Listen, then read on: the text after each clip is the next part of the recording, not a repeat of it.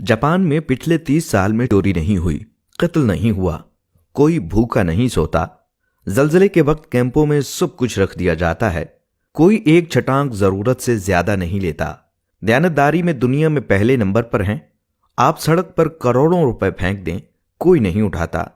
आप कंधा मार दें तो सामने वाला माजरत करता दिखाई देगा। तरक्की और टेक्नोलॉजी में दुनिया से 10 साल आगे जीते हैं। काम इतना करते हैं कि वजीर आजम हाथ जोड़कर आराम के मशवरे देता है। सिगरेट की राख झाड़ने की डिब्बियां जेब में रखते हैं। सफाई इतनी है कि सड़कों में मुंह नजर आए। पाबंदी वक्त इतनी है कि 5 मिनट ट्रेन लेट हुई तो पूरी कंपनी बंद कर दी गई। इखलास, मेहमान नवाजी और सकाफत कमाल। मोहब्बत और वफा इतनी कि जापानी बीवी पूजा करने लग जाए और आपको इतना खिलाए कि मोटे होने का खौफ तारी हो जाए। चावल की फसल मरगूब ग़िज़ा। एक दफा कहत पड़ा तो 30 साल का ऐसा जखीरा कर लिया कि दुनिया से चावल नायाब हो गए, लेकिन वहां से खत्म ना हुए। जापानी जिसके हो गए बस पत्थर पर लकीर है। निजाम सेहत ऐसा कि टॉयलेट आपको जिस्म की पूरी डिटेल दे दे। 2 नंबरी और बेईमानी का तसव्वुर महाल।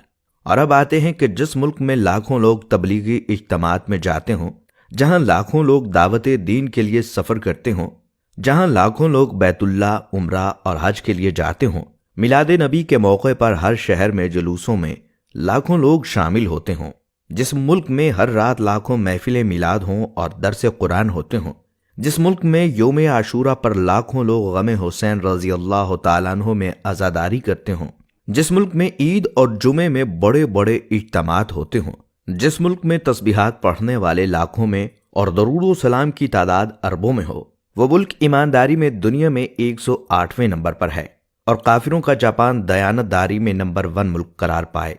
तो सवाल तो उठेगा कि हम किसको धोखा दे रहे हैं? हम खुद को धोखा दे रहे हैं या अपने खुदा को धोखा दे रहे हैं? क्योंकि हम दुनिया को तो धोखा नहीं दे रहे, दुनिया हमसे आगे जा रही है।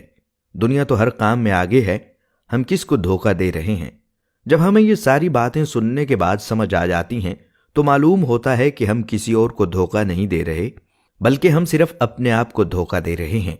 और खुदावंदे करीम ऐसा मेहरबान है कि फिर भी हमें रिज़्क अता करता है। हम एक ऐसे मुल्क के रहने वाले लोग हैं जहां पर बिस्मिल्लाह डिपार्टमेंटल स्टोर, माशाअल्लाह करियाना स्टोर, अल्लाहू सब्जी वाला और ऐसे बहुत सारे नामों को आप रोज पढ़ते होंगे। लेकिन मजाल है कि नमाज के वक्त में कोई अपनी दुकान को छोड़कर चला जाए, क्योंकि माशाअल्लाह जनरल स्टोर वाले को डर होता है कि माशाअल्लाह से कोई मुसलमान उसकी सफाई न कर जाए, क्योंकि बिस्मिल्लाह सुपर स्टोर वाले को डर होता है कि कोई बिस्मिल्लाह पढ़कर उसके सामान की सफाई न कर जाए। यहां पर सिर्फ नाम के मुसलमान रह गए हैं।